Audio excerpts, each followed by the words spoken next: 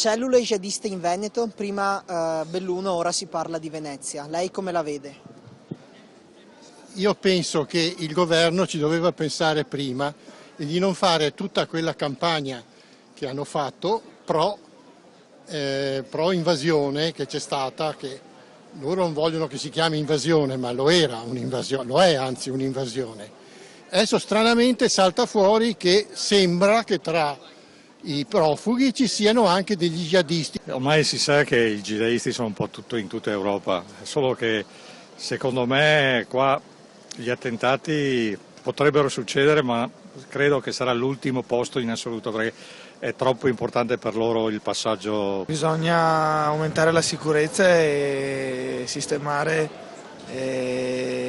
la sicurezza, prima di tutto la sicurezza nelle strade più di tutto, perché di gente in giro ce n'è tantissima e anche i turisti stanno aumentando e può succedere veramente di tutto. Ma l'Italia è davvero un paese a rischio o forse gli attentatori prediligono altri paesi? No, sì, l'Italia soprattutto perché c'è il Papa e qua a Padova abbiamo di tutto riguardo la Chiesa, è un luogo molto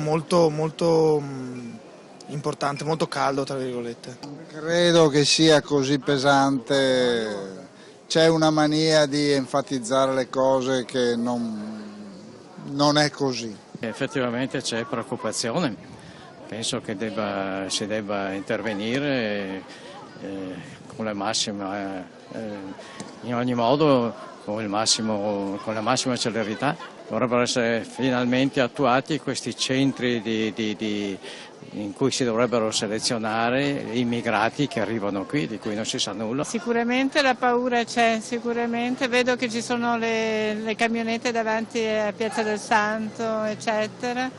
E comunque io cerco di non andare in posti molto frequentati. Ecco. E ormai siamo così estremamente aperti a tutto e a tutti che diventa sempre più difficile poter gestire un'emergenza del genere.